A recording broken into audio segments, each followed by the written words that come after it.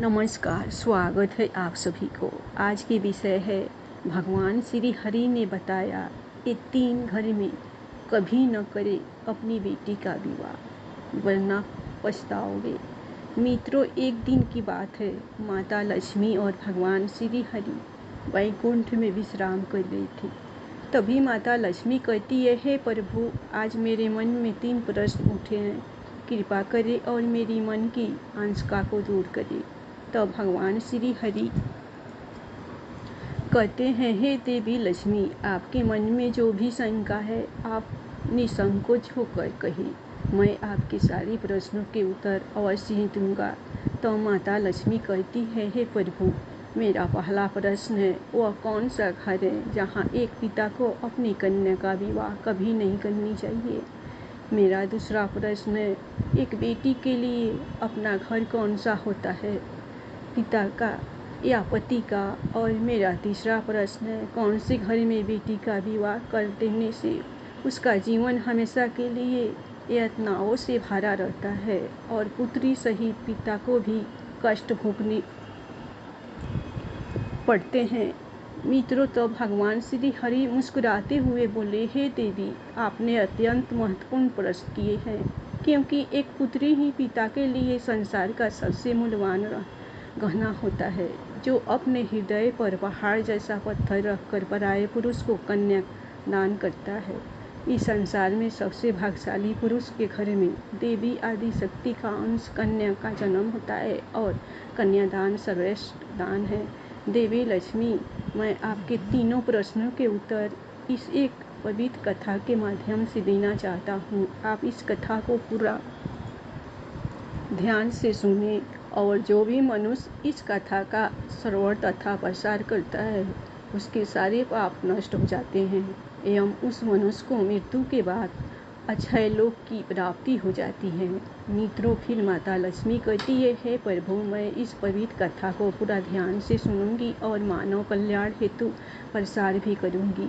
आप मुझे इस कथा को सुनाइए। मित्रों, फिर भगवान श्री हरि कहते हैं, हे देवी लक्ष्मी, एक समय की बात है। मध्य प्रदेश में एक गरीब किसान अपने पत्नी और बेटी के साथ रहता था। उसके घर में जब बेटी का जन्म हुआ तो वे बहुत खुश हो गए थे। वह किसान अपनी पत्नी से और बेटी से बहुत ज़्यादा प्रेम करता था। वे तीनों भगवान श्री नारायण के बड़े भक्त थे। रोजाना तुलसी को जल देना, पूजा पाठ करना यह उनका नित्य काम था। किसान की बेटी अपने माँ बाप के साथ साथ वह भी नारायण भक्ति में लीन थी। किसान की पत्नी और बेटी बहुत ही गुणवान, रूपवान और संस्कारी थी। मित्रों, भगवान श्री हरि कहते हैं, हे देवी लक्ष्मी, किसान अत्यंत गरीब होने के कारण नगर के एक व्यापारी सेठ के पास खेती के काम के लिए जाया करता था। उस सेठ का भी स्वभाव बहुत अच्छा था। वह किसान कई सालों से उनके यहाँ पर काम करता था। उस किसान की बेटी हर दिन अपने पिता के लिए घर से दोपहर का भोजन लेकर उस सेठ के खेत में जाती थी। यह सिलसिला कई सालों तक चलता रहा। वह हर दिन अपने पिता का भोजन बनाकर खेत में ले जाती थी। वह सेठ हर दिन अपनी उसकी बेटी को देखता था और उस पर नज़र रखता था। इस तरह कई और साल बीत गए। फिर किसान की बेटी जवान हो गई। फिर हर दिन उस दिन की तरह किसान की बेटी खाना लेकर खेत में आई थी। उस दिन किसान और सेठ साथ में बैठकर खेती के कामों के बारे में चर्चा कर रहे थे। जब सेठ की नज़र उस लड़की पर पड़ी तो उसकी सुंदरता और संस्कारों को देख वह मुँह जाल में पड़ गया। उसके मन में ख्याल आया कि क्यों ना मैं इस लड़की को अपनी बहू बना लूं। मित्रों, थोड़ी देर के बाद किसान की बेटी वहां से चली गई।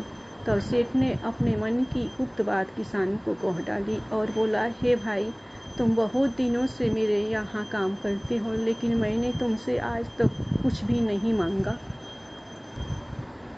किंतु अगर तुम बुरा ना मानो तो क्या तुम अपनी बेटी का विवाह मेरे बेटे के साथ कर दोगे।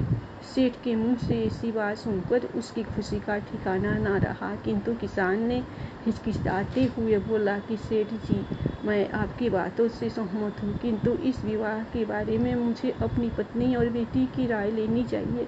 तब सेठ ने बोला कि मित्र, क्यों नहीं, तुम जरूर उनकी राय लेकर मुझे बताओ। मित्रों, भगवान श्री हरि कहते हैं, हे देवी लक्ष्मी, जब भी किसी स्त्री या पुरुष का विवाह करना हो तो उनके मन की बात जानकर ही माता पिता को उसके भविष्य के निर्णय लेने चाहिए। जब रात में किसान ने अपनी पत्नी और बेटी से इस विवाह के बारे में पूछा तो उन दोनों ने एक साथ हाँ में जवाब दी। वैसे भी किसान की पत्नी हमेशा से चाहती थी कि उसकी बेटी किसी राजघराने में राज करे।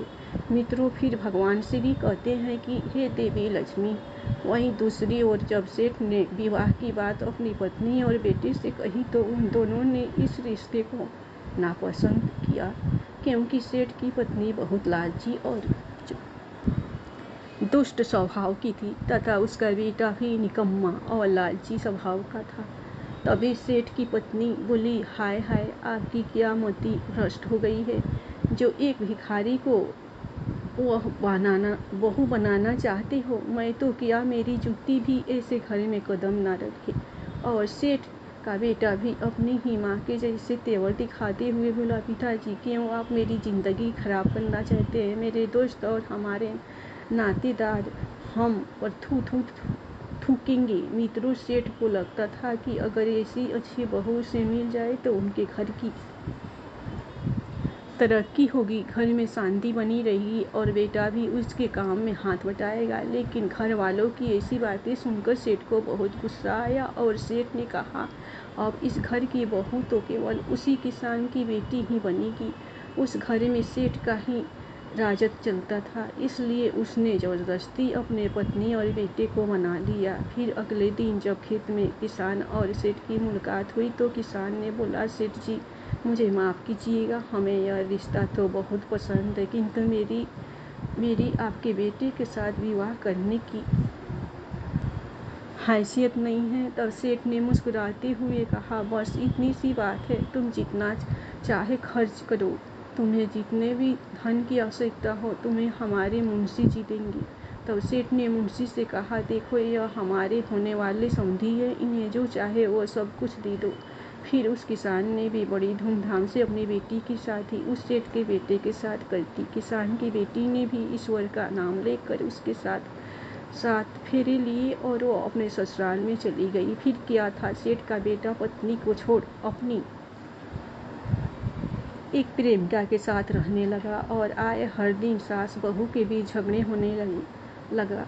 हर दिन सेठ जी अपनी बहू और पत्नी को समझाते हुए सुलह कर देते थे। फिर एक दिन सेठ जी को दिल का दौरा पड़ा और उसी कारण से उसकी मृत्यु हो गई। तब उससे ज़्यादा दुख उस किसान की बेटी को ही हुआ था, जबकि सेठ की पत्नी और बेटा बहुत खुश हुए, क्योंकि अब उन्हें टोकने वाला कोई न था। मित्रों, भगवान श्री हरि कहते हैं, हे देवी लक्ष्मी, अब तो किसान की बेटी के बहुत बुरे दिन शुरू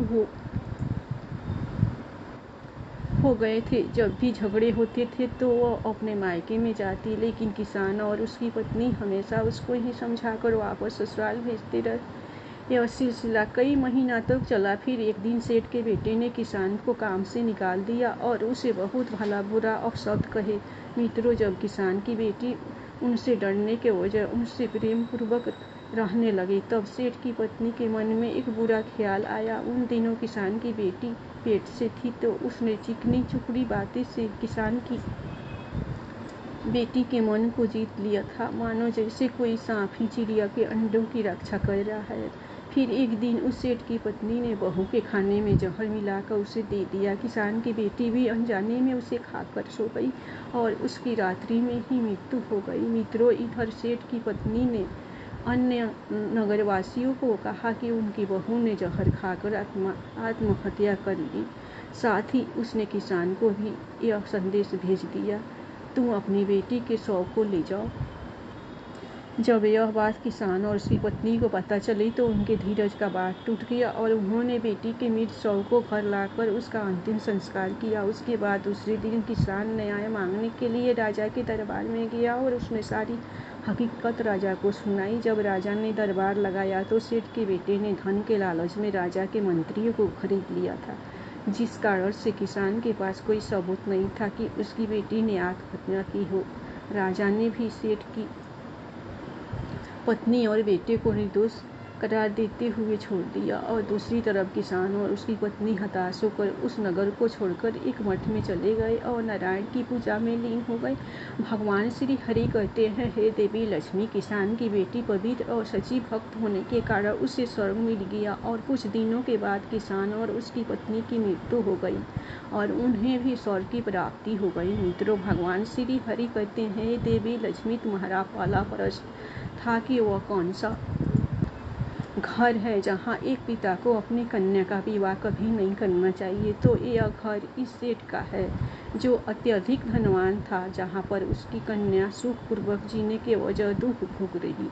इसीलिए किसी भी पिता को अपनी कन्या का तथा भाई का बहन का विवाह ऐसे घर में नहीं करना चाहिए जिस घर में पुत्र वधू को मान सम्मान ना मिलता हो, उसके साथ प्रेम पूर्वक व्यवहार न किया जाए, उसके साथ केवल एक कसाई की दांव पर बंधी हुई गाय के जैसे व्यवहार किया जाए, जिसके मन में हर क्षण तड़प पाने वाली मृत्यु का भय हो। दूसरी बात, अगर स्त्री पुरुष एक दूसरे को पसंद ना करते हो तो ऐसा विवाह दोनों को जीवन में बर्बाद कर देता है। तीसरी बात, जिस पुरुष के साथ कन्या का विवाह होने वाला है वो उसके जोगी हो, उसे हर समय एक जिम्मेदारी से संभाल कर रखे, उसके मन को जीत कर उससे ही प्रेम करे। जब भी किसी के लिए रिश्ते देखे जाए तो वह बहुत दूर के ना हो, ना ही अति नज़दीक के हो। कभी मामा के यहाँ या बुआ के घर नाता नहीं जोड़ना चाहिए, इससे वाद विवाद होते ही हैं,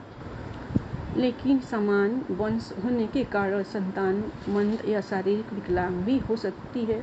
अपनी कन्या का रिश्ता अन्य दूर प्रदेश में कभी नहीं करना चाहिए, क्योंकि उसके बुरे हालत में उसे पिता या भाई की ओर से मदद मिले। फिर श्री हरि कहते हैं, हे देवी लक्ष्मी, चौथी बात है, किसी पिता को कन्या और भाई को बहन का रिश्ता कभी अति धनवान घर में या अति गरीब घर में नहीं करना चाहिए। धनवान लोग उस स्त्री के साथ दासी के समान व्यवहार करते हैं और उसके माता पिता को भी सम्मान नहीं मिलता, तथा अति गरीब घर में विवाह करने से उसे हमेशा अपनी ज़रूरतों को पूरा करने के लिए अपने पिता या भाई के सहारे ही ज़रूरत पड़ती है। जब भी रिश्ते की बात होती है तो हमेशा उनके कुल और वंश में देखना आवश्यक होता है। अन्य कुल में विवाह होने से समाज में प्रतिष्ठा कम हो जाती है और लोग हीन भावना से देखते हैं, साथ ही उस स्त्री को भी कई परेशानियों का सामना करना पड़ता है। मित्रों, श्री हरि कहते हैं, हे लक्ष्मी, आपका दूसरा प्रश्न था कि एक बेटी के लिए अपना घर कौन सा होता है, पिता या पति का।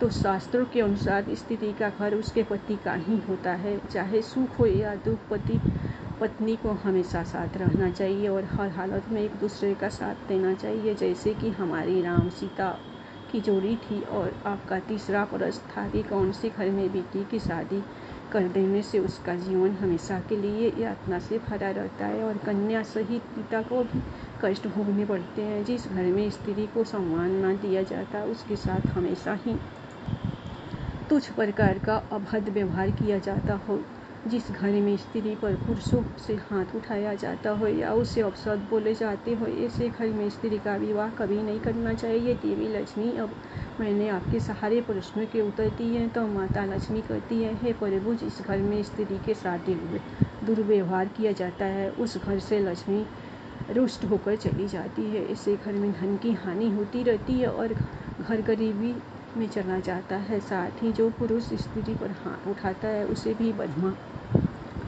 हत्या का पाप लगता है। तो मित्रों, आशा करती हूँ कि आपको यह कथा या जानकारी अच्छी लगी होगी। यदि इस चैनल धार्मिक ज्ञान पर नए हैं तो चैनल को सब्सक्राइब करें, वीडियो को लाइक करें एवं शेयर जरूर करें। धन्यवाद। प्रेम से बोलिए लक्ष्मी नारायण की जय।